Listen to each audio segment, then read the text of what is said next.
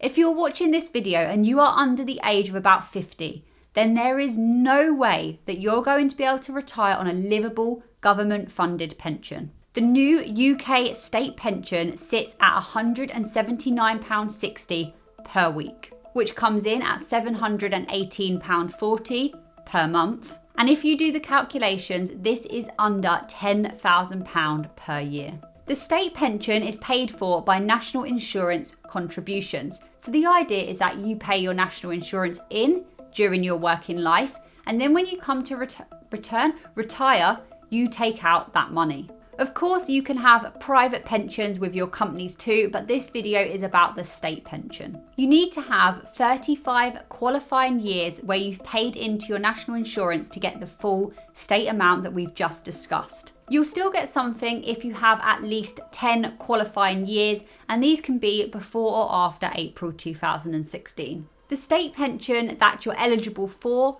will always be under that maximum that we've just discussed, but the amount that you may get can really depend on your national insurance record. When I was doing some research for this video, I found some astonishing facts. One of these is that 31% of UK adults have made no provisions for their private pension, and instead are fully willing to rely on the state pension. And I've also read that 1 in 3 people in the UK solely currently rely on the UK state pension. These figures are actually relatively conservative. I have found some places that say up to 50% of UK adults do not have any plans in place for their own financial future and are willing to rely on this UK state pension that can literally not afford to pay us. It is madness. And apart from it being really shocking, it's really, really sad. The reason that it's really sad is because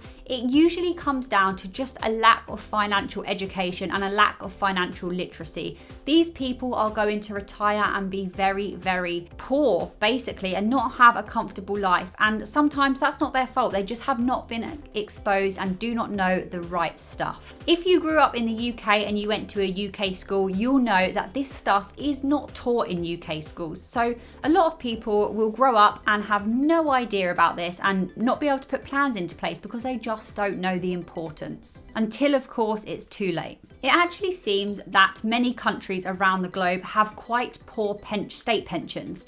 And it does also seem that people can't rely on these state pensions like generations before us could. Essentially, what we're seeing is that the UK, along with many, many other countries in the world, cannot afford to fund people once they get to retirement age.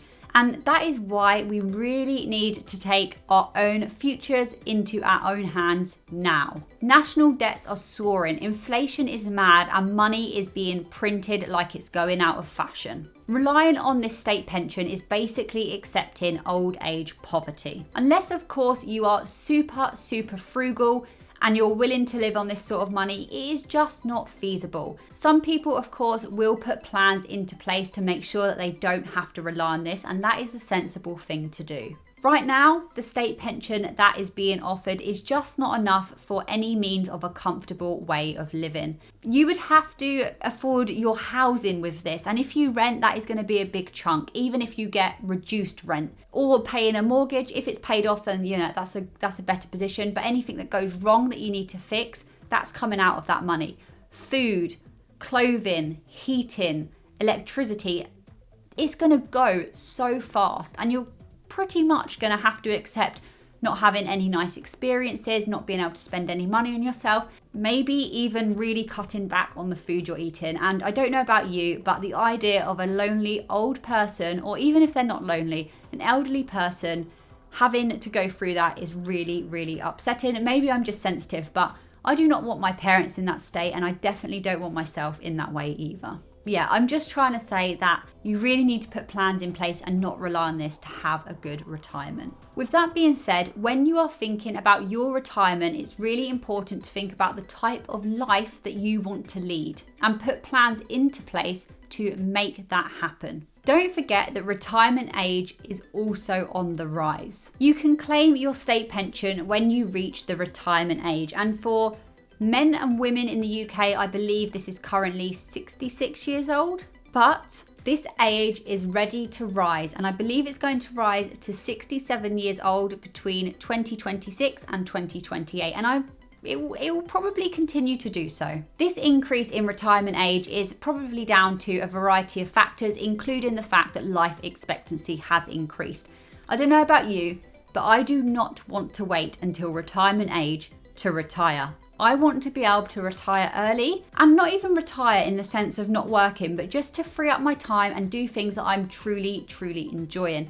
That's the way that I want my life to go. And also, I don't know about you, but I do not want to be reliant on that state pension. Andrew Craig put this into his book, How to Own the World, extremely well. I'll link that below if you're interested. It is a fantastic book, especially for beginners. He said that the average British adult has around £50,000 saved by the time that they retire. And by the way, that is split between men and women. So on average, it's £25,000 for women and about £73,000 for men. So any women watching this video, please don't be afraid to get involved and learn about personal finance. It really doesn't have to be a man's world. Anyway, on average, that is £50,000 worth of savings at retirement. Now let's assume that you retire at age 60. So we'll knock a few years off the average retirement age. Let's say that you retire at 60 and you live until 80. So you live for 20 years in your retirement. So if you have saved that average of £50,000,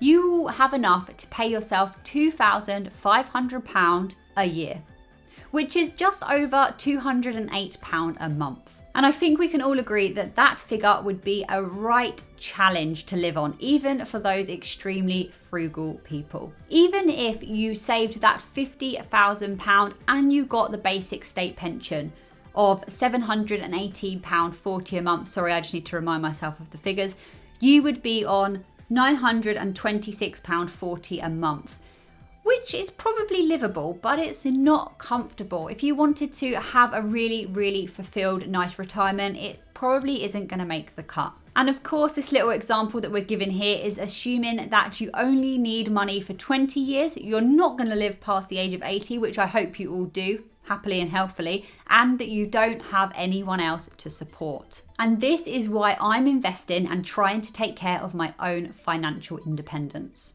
This isn't about having buckets of money. This is about being smart with the money that you do have and having a plan and strategy for your future. Let me know in the comments below your thoughts on this topic and whether you're putting any of your own plans in place so you don't have to rely on the state pension. Give this video a like if you've enjoyed it and subscribe to the channel, and thank you so much for watching. I'll see you in the next one.